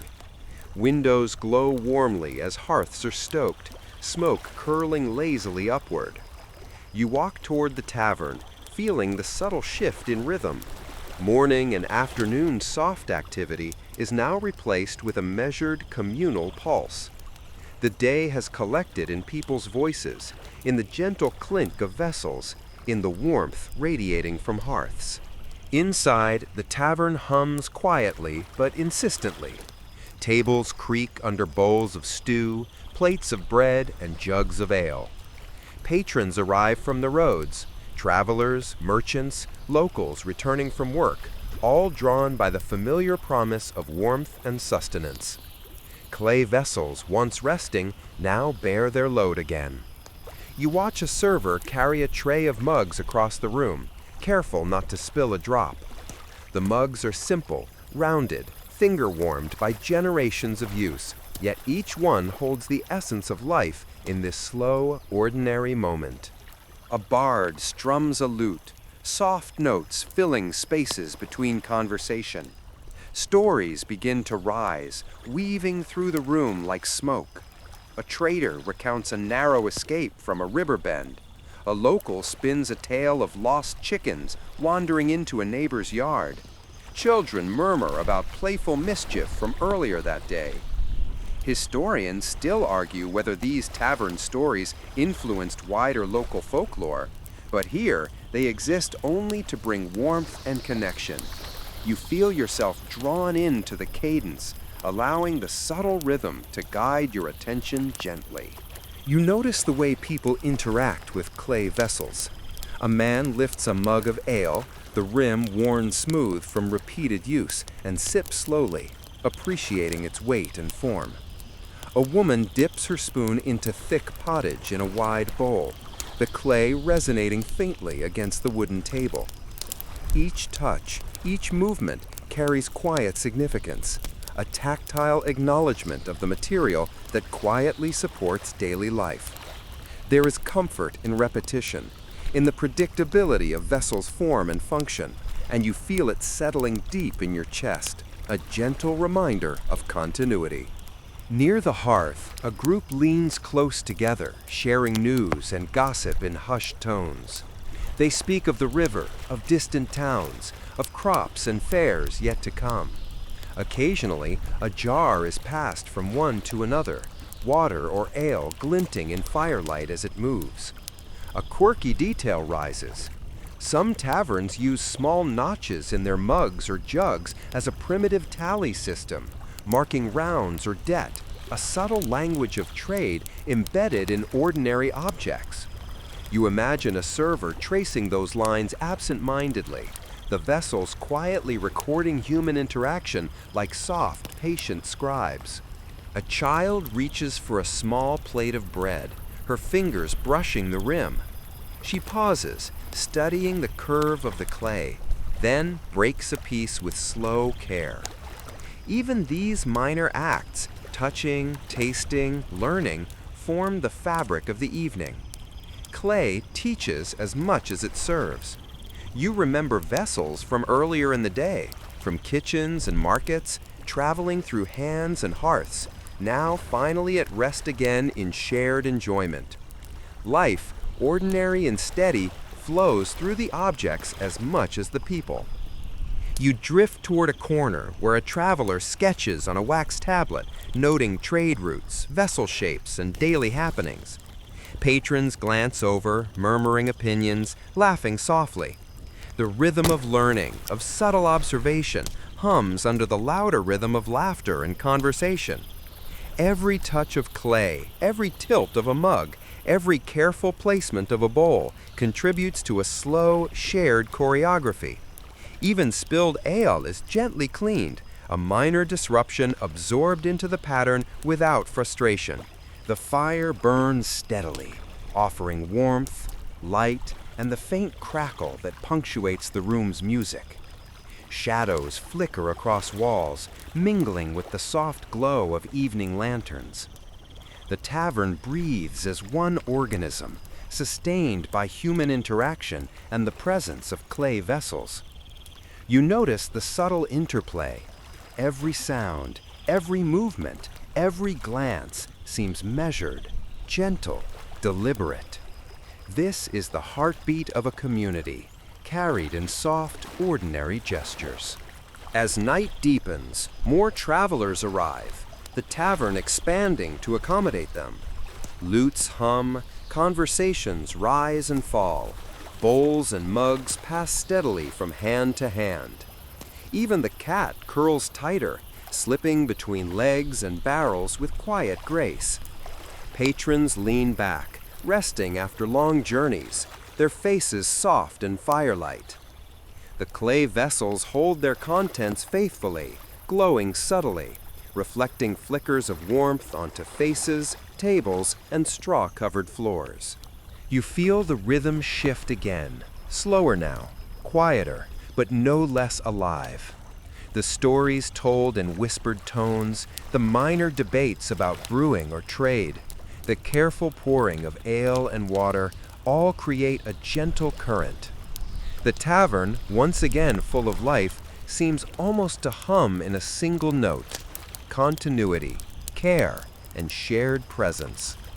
You lean back, your mind softening, absorbing the gentle patterns of human life, the tactile weight of clay, the warmth of fire, and the muted brilliance of evening sun slipping behind rooftops. The night stretches on, and you notice the subtle details: steam rising from bowls, foam clinging to mug rims, shadows flickering across worn wooden beams. The patrons, vessels, and hearth become one gentle orchestra of movement and stillness. Even small acts, passing a jar, breaking bread, listening to a story, resonate with the quiet persistence of centuries of human life. You feel yourself breathing in step with the slow cadence, each inhale and exhale mingling with the rhythm of the tavern itself. You feel yourself breathing in step with the rhythm of the tavern itself. And as the hour grows late, you let yourself drift gently along with it, carried by music, conversation, clay, and warmth. The tavern, alive yet patient, holds you in its quiet embrace, a world both ordinary and extraordinary, gently easing your thoughts toward calm and quiet anticipation of rest. The tavern has finally begun to empty. Patrons rise slowly, stretching limbs stiffened by hours of sitting, laughter, and conversation. The fire flickers low, sending gentle waves of amber across the walls. Shadows stretch long and thin, mingling with the quiet haze of smoke from a day now fading into memory. You lean back, letting the warmth of the hearth settle over you, and notice the stillness growing in the room. The rhythm of the day, once steady and deliberate, now softens into the gentle pulse of night. Travelers gather their belongings, wrapped bundles, cloaks, and the ever-present clay vessels that have carried water, ale, or oil across roads and rivers. You imagine each jar's journey, each bowl's small history, the faint scratches and fingerprints that mark centuries of service. Historians still argue whether tavern culture influenced broader social networks, but in this quiet moment, it is clear that these vessels hold more than sustenance. They hold continuity, memory, and silent witness. A woman at the corner table quietly gathers her cups, each one smooth and familiar. She hums a soft tune as she carries them to the shelf, arranging them precisely. You note the care in her movements, the way each vessel is treated with respect, as if it holds the weight of the day in its unassuming form. Nearby, a bard packs his lute and scrawled notes, leaving behind faint echoes of music that seem to linger in the air, mingling with the faint warmth of bread, herbs, and ale. Outside, the last patrons shuffle toward the cool streets. Moonlight glimmers across rooftops and the river's surface. You follow briefly, noticing details often overlooked: the curve of a jug, the seam in a bowl, the shadow of a walking stick over cobblestones. Every object, every step, every whispered goodbye becomes part of the town's slow, enduring rhythm. A quirky thought surfaces. Some travelers mark their departure with small inscriptions on tavern beams or jars, a subtle record of presence that would outlast them, forgotten yet preserved. The hearth dwindles further, glowing faintly in the hush. Even the fire seems to exhale, easing its energy into the quiet night. You notice the subtle aroma of herbs from the day's cooking, the lingering scent of beer and bread, and the soft warmth radiating from the clay vessels themselves. These vessels, jugs, bowls, cups, and amphora, have borne witness to everything: laughter, storytelling, debate, minor accidents, and shared joy. Their quiet endurance mirrors the steady heartbeat of life itself. A cat curls atop a stack of barrels, tail wrapping slowly around its body. The room hums in stillness. You lean back into the chair, eyelids heavy, feeling the tactile weight of this space. Straw underfoot, smooth clay in hand, the soft warmth of the fire, the subtle echo of voices now distant. The tavern, alive with human presence for hours, is settling into rest alongside you. Every object, every sound, every flicker of light contributes to a gentle lull. Outside, the river continues its slow glide, reflecting moonlight like a silver ribbon stretching across the land. Somewhere, distant bells toll softly, marking the passing hour. A light breeze carries the faintest scent of the earth, mingling with memory and smoke. You imagine the vessels, now empty, resting patiently on shelves and counters, holding space for tomorrow's stories, tomorrow's meals, tomorrow's laughter. As the night deepens, you feel the rhythm slow, almost imperceptibly. Breath lengthens, thoughts quiet. Clay, fire, water, and human presence weave into a gentle current that carries you toward rest. Every jar, every bowl, every cup is a witness to quiet perseverance, a subtle teacher in the art of presence and patience.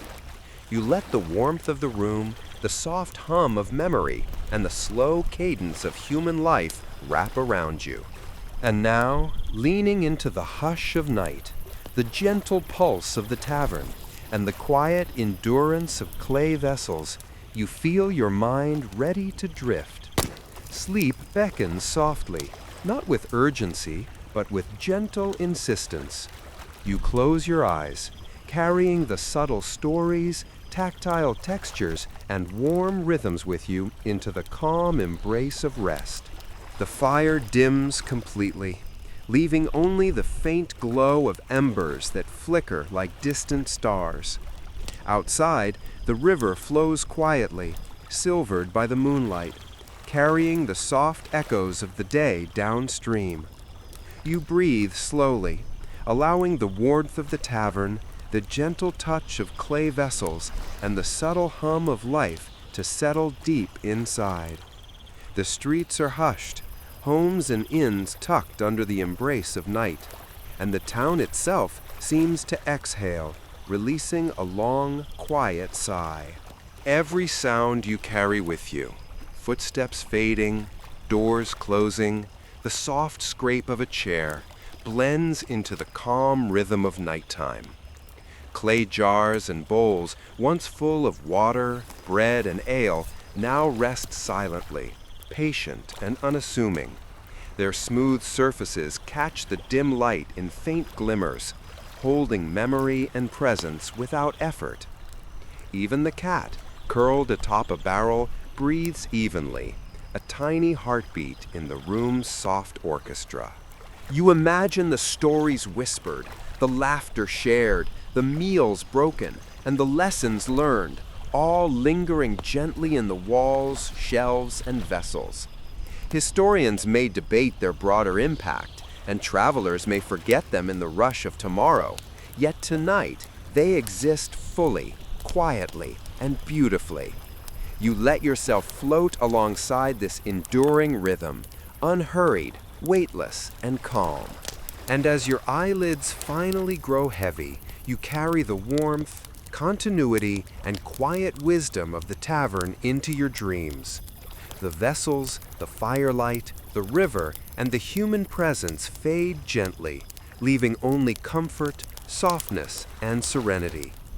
Your breath lengthens, your body relaxes, and the slow pulse of life you have followed throughout the day settles you into peace.